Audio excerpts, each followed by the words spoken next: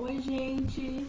Nosso vídeo de hoje nós vamos continuar falando, fazer uma revisão, certo? Dos assuntos que nós trabalhamos em sala de aula, certo? Então, hoje a gente vai falar um pouco, esse vídeo aqui para vocês relembrarem e uma revisão também para o nosso AV2. E esse vídeo eu vou falar um pouco sobre a conquista e o início da colonização portuguesa aqui no Brasil, certo? Então, inicialmente, quando nós já conversamos sobre isso, inicialmente os portugueses eles não encontraram ouro nem pedras preciosas no Brasil, aqui na América. Então, os portugueses, o produto, vamos dizer assim, o material que vai despertar interesse para os portugueses vai ser o pau-brasil. Por quê? Porque o pau-brasil, através dessa árvore, se extraiu uma tinta vermelha, que servia para tingir tecido e que estava valendo muito dinheiro na Europa. Além disso, a madeira também poderia ser utilizada tanto para construção civil, como também para a fabricação de embarcações, certo? Então, os portugueses começaram a comercializar essas árvores e eles buscaram, então, explorar o pau-brasil e com monopólio, eles queriam ser os únicos que comercializavam esse produto. Certo? Como é que eles, como era o tipo de comercialização, esse tipo de comercialização? Era através do escambo, certo? Então, o escambo, que é um escambo, qual o significado? É um regime de troca, ou troca de mercadorias ou de serviços. Como é que acontecia entre os portugueses e os indígenas, Então, o trabalho, a retirada das árvores, o corte da madeira era feito pelos indígenas que cortavam a madeira e levavam para os navios.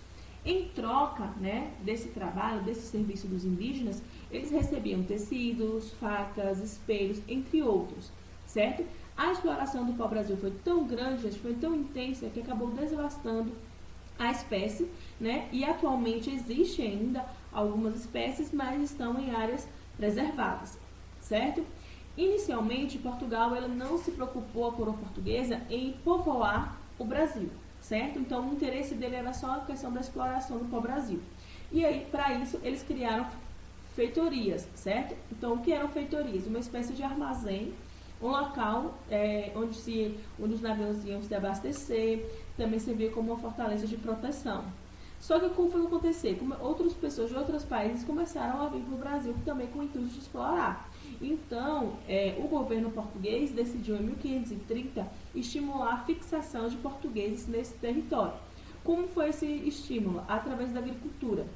Então, eles começaram a estimular que os portugueses investissem na agricultura e no plantio da cana-de-açúcar. Por que cana-de-açúcar? Porque Portugal já vinha utilizando a cana-de-açúcar e o açúcar estava muito valorizado na Europa e o Brasil apresentava condições adequadas para esse plantio, Então o solo, o clima eram condições adequadas, certo?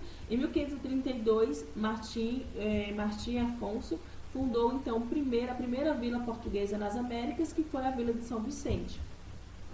Como Portugal iniciou esse processo de povoamento, ele primeiro, nesse primeiro momento da colonização, ele criou capitanias hereditárias.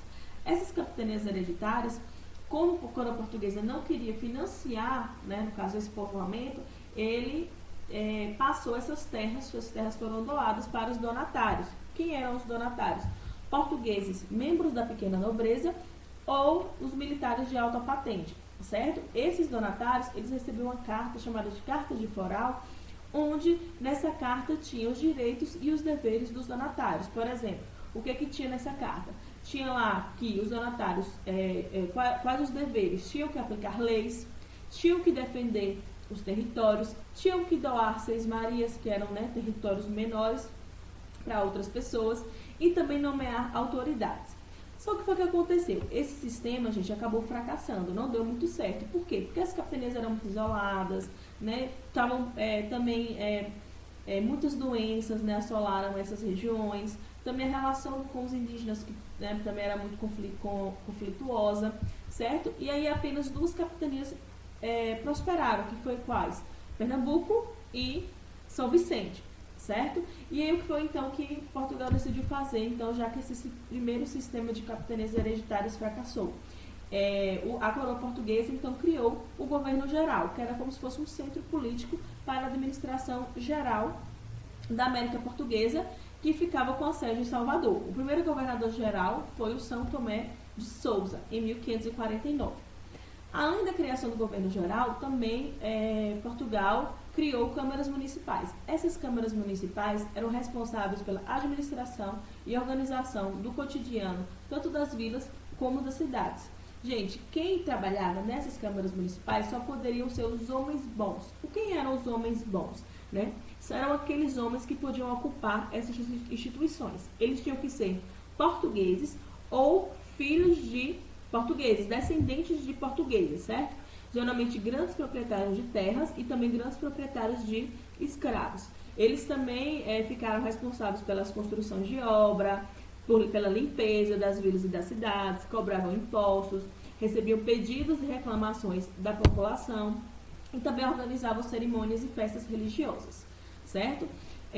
Como era a interação entre indígenas e portugueses, né? Então, primeiro a gente viu que essa primeira interação entre indígenas e portugueses era uma interação pacífica, certo? Inclusive, diversos povos se aliaram aos portugueses e os portugueses aprenderam muito com os indígenas, muito sobre a sabedoria, como lidar com a terra, sobre o clima aqui dessa região. Então, muitos portugueses aprenderam com os indígenas.